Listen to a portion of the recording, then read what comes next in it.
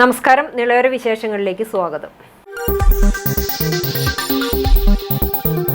8 തവണ ആര്യാടൻ മുഹമ്മദ് വിജയിച്ച മണ്ഡലത്തിൽ ഇനി മകൻ MLA. നിലമ്പൂരിൽ 11,077 വോട്ടുകളുടെ ഭൂരിപക്ഷത്തിൽ ആര്യാടൻ ഷൗക്കത്ത് വിജയിച്ചു. PV അൻവറിന്റെ പിന്തുണയില്ലാതെ ആര്യാടൻ ഷൗക്കത്തിലൂടെ LDFന്റെ സിറ്റിംഗ് സീറ്റ് സ്വന്തമാക്കിയപ്പോൾ UDFന് ഇരട്ടി മധുരം. UDFന് വലിയ സ്വാധീനമുള്ള വഴിക്കടവ് പഞ്ചായത്തിൽ പ്രതീക്ഷിച്ച മുന്നേറ്റം ഉണ്ടായില്ലെന്നും LDF സ്വാധീന കേന്ദ്രങ്ങളിലെല്ലാം ഇത്തവണ UDF വൻ മുന്നേറ്റമുണ്ടാക്കി. മണ്ഡലത്തിലെ ഭൂരിഭാഗം പഞ്ചായത്തുകളിലും നഗരസഭയിലും ആര്യാടൻ ഷൗക്കത്ത് ലീഡ് നേടി. വഴിക്കടവ് പഞ്ചായത്ത്, മൂത്തേടം പഞ്ചായത്ത് M. സ്വരാജിന്റെയും DCC പ്രസിഡന്റ് VS ജോയിയുടെയും പഞ്ചായത്തായ എടക്കര പഞ്ചായത്ത്, പോത്തുകല്ല് പഞ്ചായത്ത്, ചുങ്കത്തറ പഞ്ചായത്ത്, നിലമ്പൂർ നഗരസഭ എന്നിവിടങ്ങളിൽ ആര്യാടൻ ഷൗക്കത്ത് മുന്നേറ്റമുണ്ടാക്കി. CPM സ്വാധീന മേഖലയിലും ഷൗക്കത്ത് വോട്ട് വർദ്ധിപ്പിച്ചുവെന്നതാണ് ശ്രദ്ധേയം. 2005-ൽ CPM സിറ്റിംഗ് സീറ്റിൽ അട്ടിമറി വിജയം നേടിയാണ് ആര്യാടൻ ഷൗക്കത്ത് നിലമ്പൂർ പഞ്ചായത്ത് അംഗവും തുടർന്ന് പഞ്ചായത്ത് പ്രസിഡന്റുമായത്. നിലമ്പൂർ ഗ്രാമപഞ്ചായത്ത് പ്രസിഡന്റായിരിക്കെ ജ്യോതിർഗമയ പദ്ധതിയിലൂടെ എല്ലാവർക്കും 4ാം ക്ലാസ് പ്രാഥമിക വിദ്യാഭ്യാസ യോഗ്യതയുള്ള ഇന്ത്യയിലെ ആദ്യ ഗ്രാമമായി നിലമ്പൂരിനെ മാറ്റിയതോടെയാണ് ആര്യാടൻ ഷൗക്കത്ത് ദേശീയ തലത്തിൽ അറിയപ്പെട്ടത്. 5 വർഷം നിലമ്പൂർ പഞ്ചായത്ത് പ്രസിഡന്റും തുടർന്ന് നിലമ്പൂർ നഗരസഭയായി മാറിയപ്പോൾ പ്രഥമ നഗരസഭാ ചെയർമാനുമായിരുന്നു.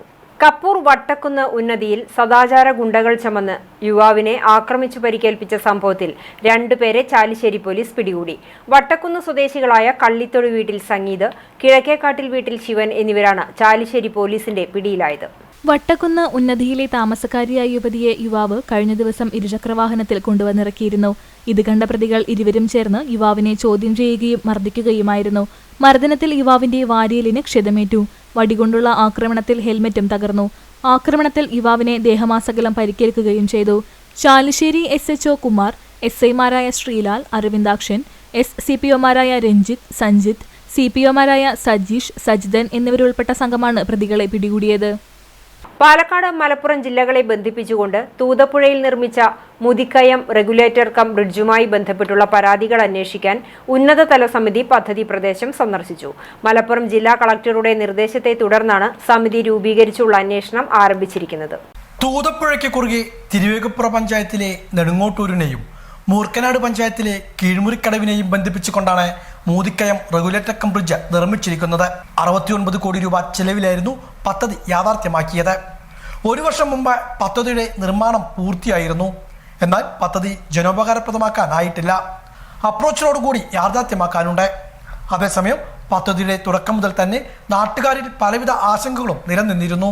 ശക്തമായ മഴയിൽ വെള്ളം സമീപ പ്രദേശങ്ങളിലേക്ക് കയറുമെന്നതാണ് പ്രധാന ആശങ്ക. റെഗുലേറ്റർ വന്നത് ഇതിന് ആക്കം കൂട്ടും. പദ്ധതി നിർമ്മാണവുമായി ബന്ധപ്പെട്ട അപാകതകളാണ് ഇതിന് കാരണമെന്ന് നാട്ടുകാർ ചൂണ്ടിക്കാണിക്കുന്നത്. ഇതിന് പരിഹാരമായി പദ്ധതിക്ക് സമീപത്തെ പുഴയിൽ നിന്നും മണൽ നീക്കം ചെയ്യാനാണ് തീരുമാനിച്ചിരുന്നത്.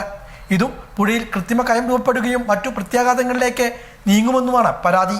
ഇതുമായി ബന്ധപ്പെട്ട് പാലം കൂട്ടായ്മ പ്രതിനിധി പുഴക്കൽ നാസർ ഉൾപ്പെടെയുള്ളവർ ജില്ലാ കളക്ടർക്കും മുഖ്യമന്ത്രി ഉൾപ്പെടെയുള്ളവർക്കും പരാതി നൽകിയിരുന്നു.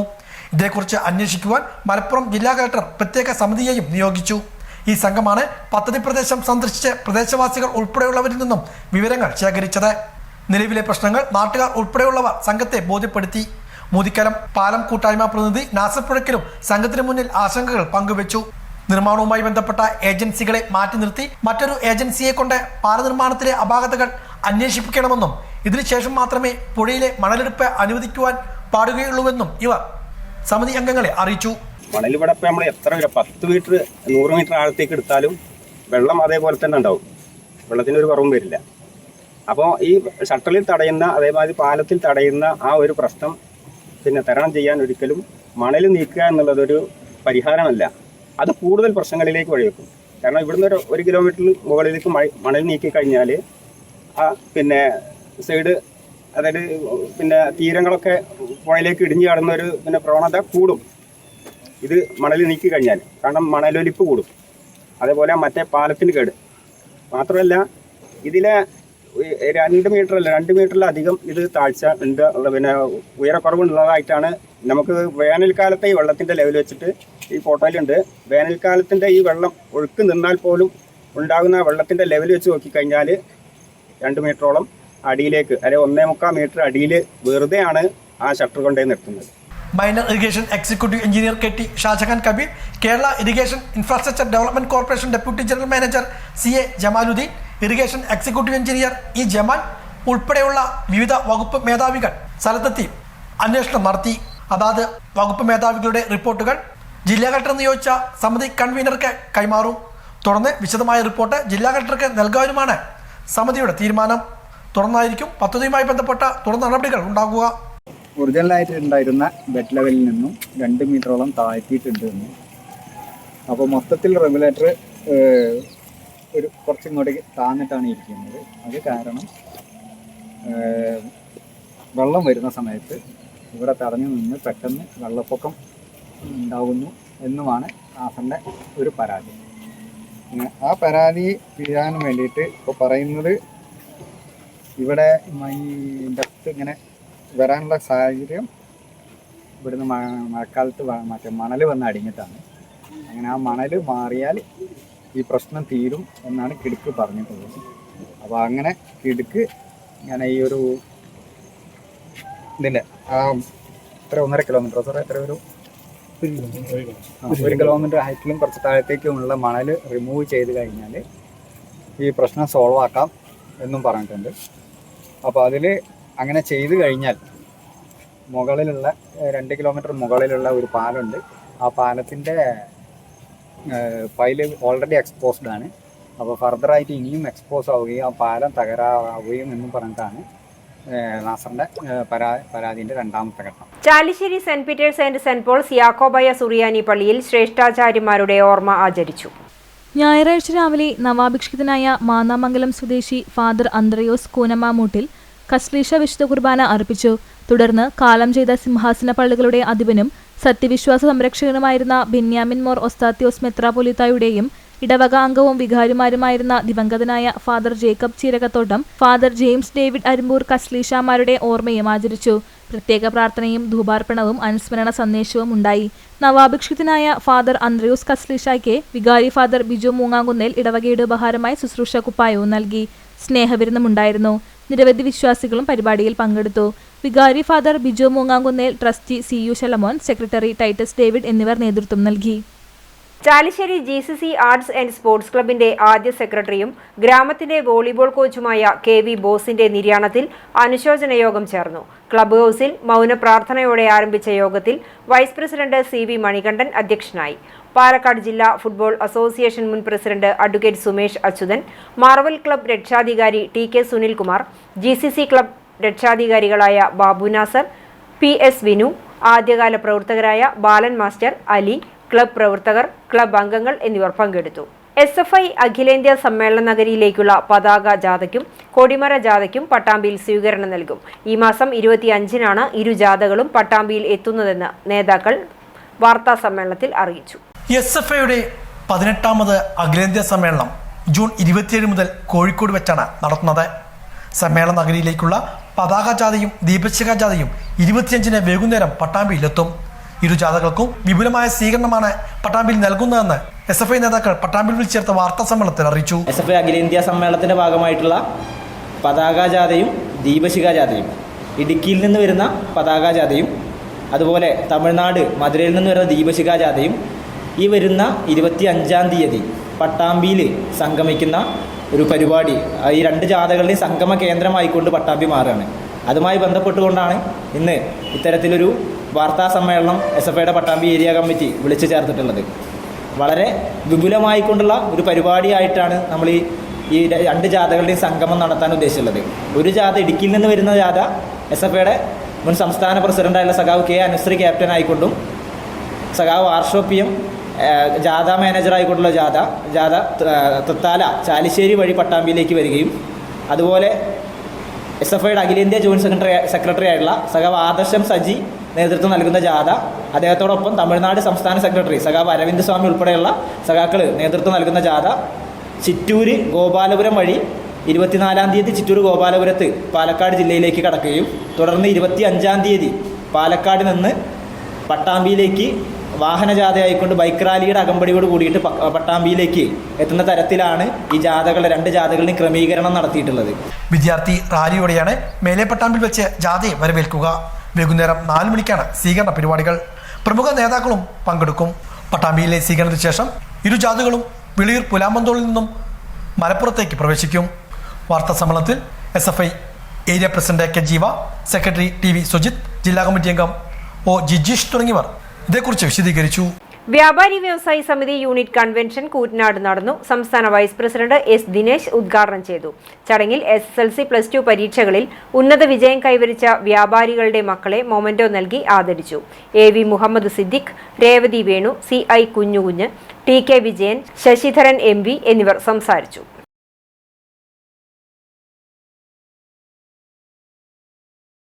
കൊപ്പം സർവീസ് സഹകരണ ബാങ്കിന്റെ ആഭിമുഖ്യത്തിൽ അനുമോദന സദസ്സ് സംഘടിപ്പിച്ചു. ഡോക്ടർ P സരിൻ അനുമോദന സദസ്സ് ഉദ്ഘാടനം ചെയ്തു. കൊപ്പം സർവീസ് സഹകരണ ബാങ്കിന്റെ നേതൃത്വത്തിലാണ് SSLC+2 പരീക്ഷകളിൽ ഉന്നത വിജയം നേടിയവർക്ക് അനുമോദനം ഒരുക്കിയത്.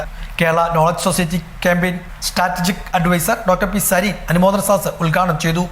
നിങ്ങളുടെ ലോകത്തിന്റെ 4 അതിരുകളാണ് നിങ്ങൾ പറഞ്ഞത്. ഇങ്ങോട്ട് പോയ പട്ടാമ്പി, അങ്ങോട്ട് പോയ വളാഞ്ചേരി, അവിടെ പോയ പെരുന്നോട്, അവിടെ പോയ ചെറുപ്പശ്ശേരി. നിങ്ങൾക്ക് ഇതന്നെയാണ് പട്ടണത്തിന്റെ പേരെന്ന് പറയുന്നത് എവിടെയെങ്കിലും പറഞ്ഞിട്ടുണ്ടോ? നിങ്ങൾക്ക് ഈ വഴി പോയി എത്താവുന്ന നിങ്ങളുടെ സങ്കല്പത്തിലെ ഏറ്റവും വലിയ പട്ടണമായിട്ട് ചെറുപ്പശ്ശേരി ഇല്ലെങ്കിൽ ചെറുപ്പശ്ശേരിയുടെ പേര് പറയേണ്ട ആവശ്യമുണ്ടോ? എവിടെയെങ്കിലും ഉണ്ടോ? ഉണ്ടോ? കുറച്ചൊരു ദൂരം പോയി നോക്കാം അല്ലേ?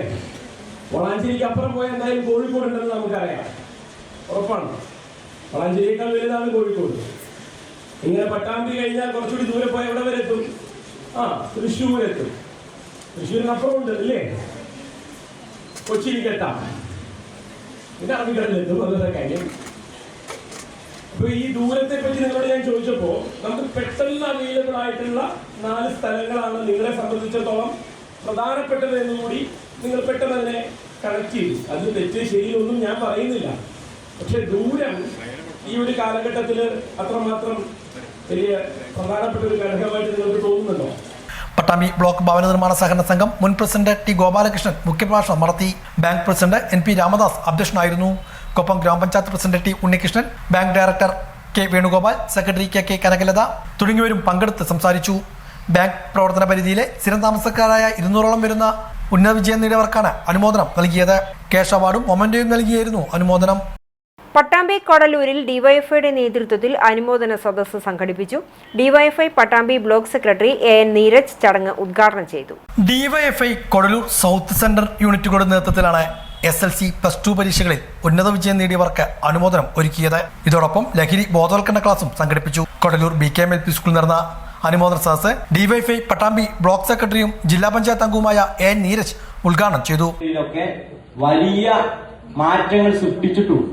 പക്ഷെ ഈ കാലത്തിന്റെ പ്രത്യേകത എന്താ? ഇപ്പൊ ഈ 2025 നമ്മൾ പരിശോധിക്കുമ്പോൾ ഈ ലോകത്തിന്റെ ചരിത്രത്തിൽ തൊഴിൽ മേഖലയ്ക്ക് ഏറ്റവും വലിയ മാറ്റം ഉണ്ടായിക്കൊണ്ടിരിക്കുന്ന ആർട്ടിഫിഷ്യൽ ഇന്റലിജൻസ് പോലെയുള്ള സാങ്കേതിക വിദ്യയിൽ ഉണ്ടാകുന്ന ഒരു വലിയ മാറ്റം ലോകത്തുണ്ടാകും.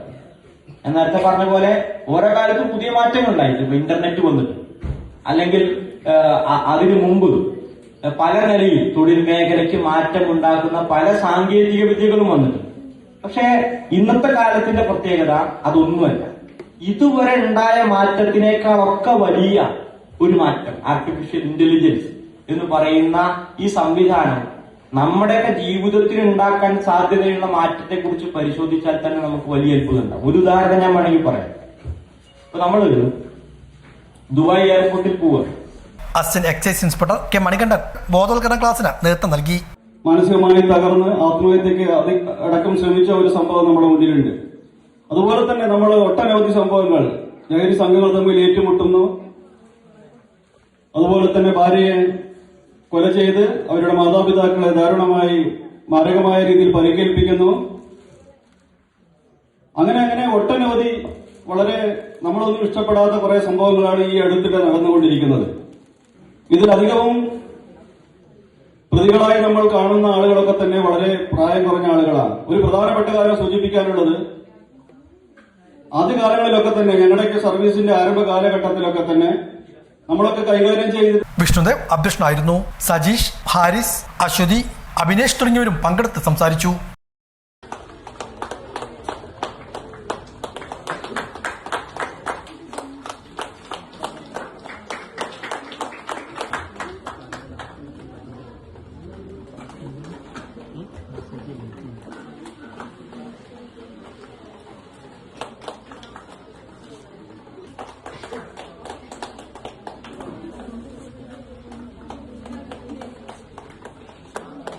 Muhammad Sibin, Shamil T P, Fathimath Sanha.